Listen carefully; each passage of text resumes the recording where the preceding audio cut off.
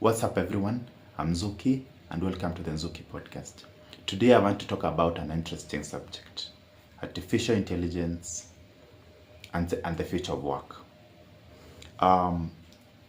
Just in the recent past, we had these chatbots that could only answer simple questions. But today, we have advanced artificial intelligence chatbots like ChatGPT, DeepSeek, Gemini, Cloud.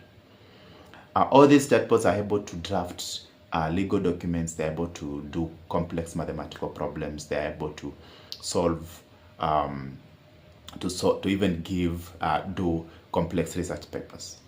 So this advancement has been quite fast. And to just give you a snapshot of how these chatbots are growing fast, we can look at ChatGPT. ChatGPT came out in 2022, November of 2022. And when it came out, it was using GPT 3.5 artificial intelligence model.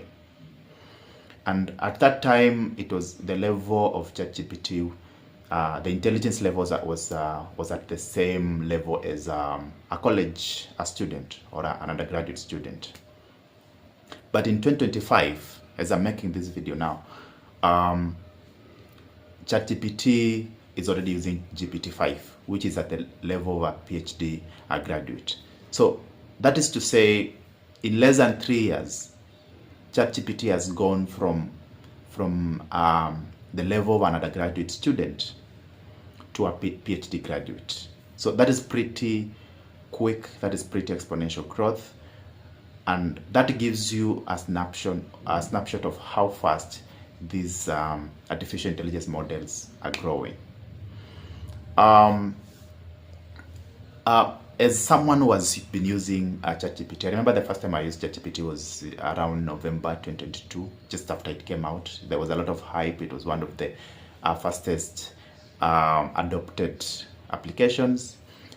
So at first I was a bit cynical about it. I was like, there's no way an artificial chatbot is going to write good code, because I always felt writing code is a bit complex. And as a software engineer myself, I was a bit skeptical. I felt there's no way it's going to be able to write complex SQL queries, complex algorithms. But when I started using it, I realized it was actually writing good code, good SQL scripts. And that was in 2022. Right now, it's doing way more than it was doing in 2022, and that is just less than 3 years ago. So this is to show that these AI models are moving fast, they're growing fast, and they're growing exponentially. And to point out what Gerd Leonhard said. Gerd Leonhard is a German futurist and a speaker. He once said that humans struggle to understand exponential growth. So humans are usually more linear, so we tend to look at growth as linear rather than exponential. And when it comes to technology, especially in artificial intelligence, growth has been exponential. So when I say exponential, I mean 1, 2, 4, 8, 16, 32, and so forth.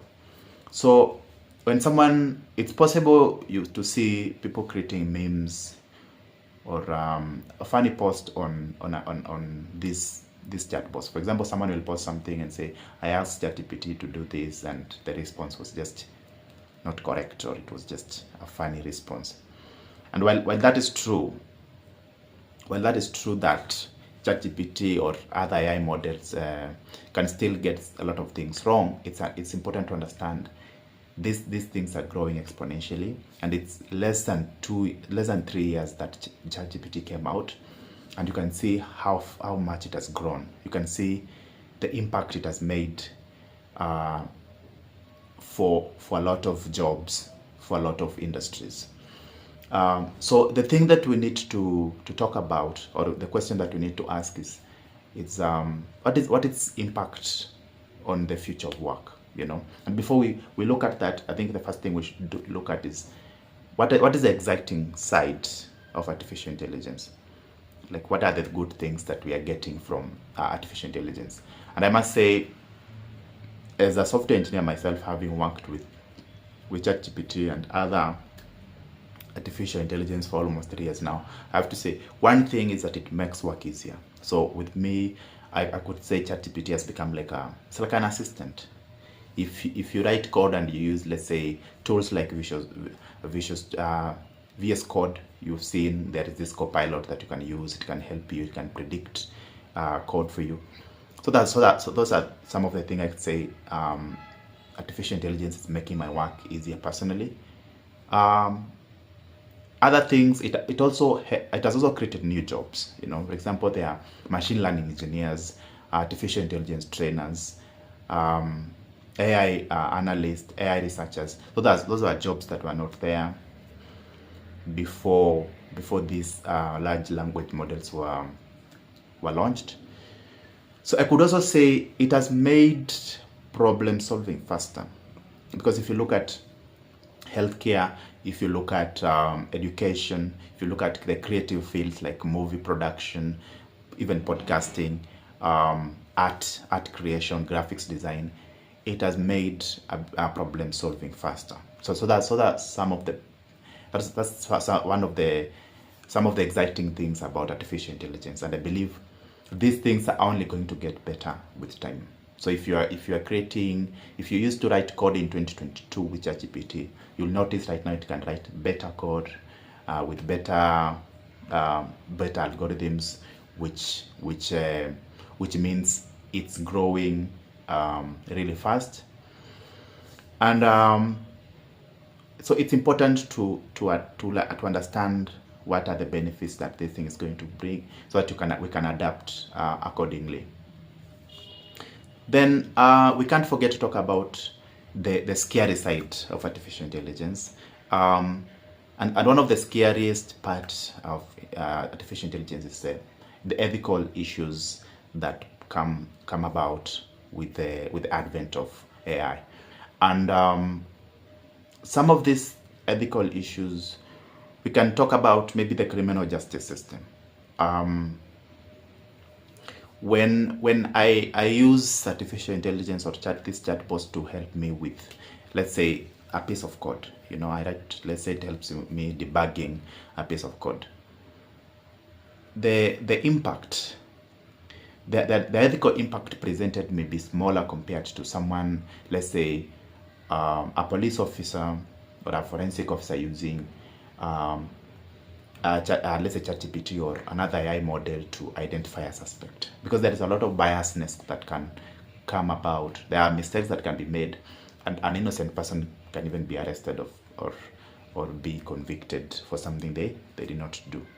So such biases in certain fields can be really impactful, or even making healthcare decisions. So in healthcare, a doctor can use artificial intelligence to help with diagnosis based on available facts, based on the knowns. You can use an AI chatbot to get information on its opinion on that particular disease or that particular condition. And the problem with that is it's possible to just pick that information as truth, and now the ethical implication can be too severe in such cases like healthcare and the criminal justice system. Even when drafting judgments, someone can use it to draft judgments, or even a lawyer can use it to write a case brief. So there are those ethical issues that have to be studied, right? And then we also have to understand the other scary part about artificial intelligence is job displacement. People may lose their jobs. For example, if you work in translation, then for example, right now I'm currently learning Spanish. I'm using Duolingo to learn Spanish, and sometimes I use ChatGPT to help me with my lessons. And since ChatGPT understands all these translations, that means it's possible right now to use it to help me do my translations without having to hire an actual human translator. So that's a typical job displacement example of what these AI models are doing. So we have to look at that's one another scary part, job displacement, and it's also that fear of humans being replaced. So apart from jobs, humans also feel like they're taking AI may eventually take over on the essential things that humans do. For example, right now it's hard to differentiate between art that has been generated by actual human artists and art that has been produced by artificial intelligence. And the problem with that is, so it is possible to say actual human artists are being replaced by artificial intelligence models, and that is, and if it can replace those artists or even translators, it can keep on replacing humans as time goes by. So that's a scary part about artificial intelligence. And the thing about technology, it doesn't go back. It doesn't go back. Once humans will always keep creating. They will keep solving problems. They keep innovating. They keep on inventing. So what can we do to ensure that when these changes happen, when these technological advancements happen, that we are prepared so that we are not left behind, and that we can adapt? Because the good thing about humans, no matter how much the world changes, no matter how much technology changes, humans will always find a way to adapt. They'll always find a way to keep up with these changes. So to find this balance, we have to understand that as artificial intelligence replaces some jobs or takes over some tasks, other jobs will be created. There will be new jobs created, and so we have to shift with that, so that we are not left behind. So if the job I was doing is no longer, it doesn't require human interaction anymore, then I have to shift to other jobs that come out, that AI creates. That way we get to keep up and we avoid being displaced or replaced. So it's important to keep up. So it's important to understand that it is not, right now it's not humans versus artificial intelligence, because that's the way some people may choose to look at it. It's not humans versus artificial intelligence. It's humans who use artificial intelligence versus humans who don't use artificial intelligence. So that's very important to understand. So when we choose, we opt to stay away from these models, or say I'm going to do my work the way I've always done without having to rely on these machines. The problem with that is you'll be left behind, and it will be hard for you to keep up with your colleagues, with your peers who utilize artificial intelligence. So it's important to adapt. It's important to keep using these tools, learning how they work, learning how to use them, how to write good prompts. You just interact with them, because the good thing about most chatbots, they have free versions. They are freemium. They use the freemium business model, so you can use the free version as much as you can. So even if you don't want to pay, unless you are doing complex projects, that's when maybe you can choose to upgrade your chatbot service. But you can still use the free versions, learn how to use these things, learn how they can help you, because there is no need to be skeptical and ignore the impact that this technology is going to have, because I've seen it makes things really fast. As a software engineer, it makes work for me really easy when I consult. So it doesn't take over my work. What it does, it complements my work, and I think that's the best way to look at it. It's like an assistant. It helps you do things faster, do things better, so that you don't have to write a lot of things that already exist, because there is no need to repeat yourself. So I think that is my advice. Learn to use AI, learn to use these models, understand how they work. And the good thing is they are very interactive. You just ask a question and it tells you what to do, and the more you interact with it, the more you learn how to take advantage of these tools. So instead of being afraid of them, it's important to use them. Don't be afraid of change. Change will always be constant. So there is no need to be afraid of change. And once you get to participate in this AI revolution, you learn new things. It changes how you do things, but it's for the best. And we hope as the revolution continues, we also get to keep up with the technology. So as I come to the conclusion of this episode, I hope you learn something about artificial intelligence, and I hope you get to use artificial intelligence to make your work easier. Don't be skeptical. Don't hate on artificial intelligence. Don't say it's not smart enough. Use it as it's just a tool.